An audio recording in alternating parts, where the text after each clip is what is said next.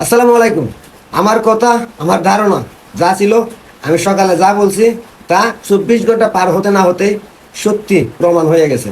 আমি বলছিলাম যে ডক্টর ইউনূসের যে পদত্যাগের দাবি, আর সেই দাবির কথা জানাইছিল নাহিদ ইসলাম, সেটা সম্পূর্ণ একটা নাটক। আর এই নাটকটা করা হয়েছে শুধুমাত্র সেনাবাহিনীর বিরুদ্ধে সাধারণ জনগণকে উস্কাইয়ে দেওয়ার জন্য, আর তা প্রমাণ হয়ে গেছে।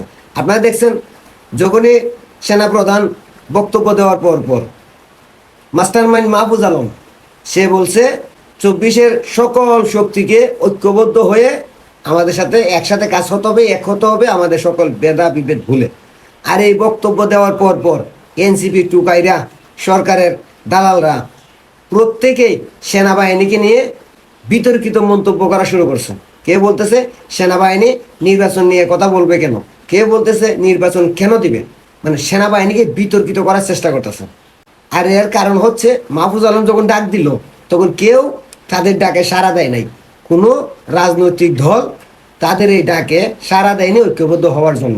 কারণ প্রত্যেকটা রাজনৈতিক দল বুঝে গেছে যে এই ইউনূসেরা, এই মাস্টার মাইন্ডেরা সেনাবাহিনী এবং জনগণের মধ্যে দ্বন্দ্ব সৃষ্টি করার চেষ্টা করতেছে। সেনাবাহিনী নির্বাচনের কথা বলাতেই তাদের এত জ্বালা উঠছে। তাদের নির্বাচন দিতে সমস্যা কি?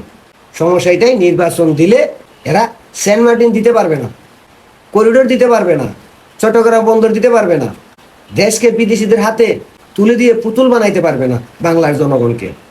আর এটা সেনাবাহিনীর প্রধান বুঝে গেছে। তাই সেনাবাহিনীর প্রধান বলছে দেশের গুরুত্বপূর্ণ বিষয় নিয়ে অন্তর্বর্তীকালীন সরকার সিদ্ধান্ত নিতে পারবে না। আর এটাই এদের সমস্যা। আর তাই আবারও ঐক্যের ডাক দিয়েছে, যে ঐক্যটাকে কেউ সাড়া দেয় নাই। আর এখন ওই এনসিপি টুকায়েরা সেনাবাহিনীর বিরুদ্ধে বিভিন্ন ধরনের উস্কানিমূলক বক্তব্য দিচ্ছে। তাই আমি দেশের জনগণকে, বাংলাদেশের প্রত্যেকটা রাজনৈতিক দলকে অনুরোধ করব, এইসব টুকায় ডাকে সাড়া দিবেন না, আর সেনাবাহিনীর পাশে দাঁড়ান।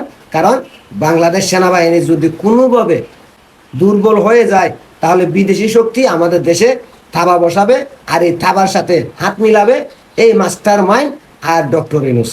তাই সবাইকে অবশ্যই আমাদের দেশপ্রেমিক সেনাবাহিনীর পাশে জোরালোভাবে, শক্তভাবে দাঁড়ায় থাকতে হবে, যাতে বহির্বিশ্বের শক্তি আর দেশে থাকা শক্তিরা মিলে এই দেশটাকে বিক্রি করতে না পারে, এই দেশটাকে ধ্বংস করতে না পারে, আর বাংলার জনগণের ভাগ্য নিয়ে খেলতে না পারে।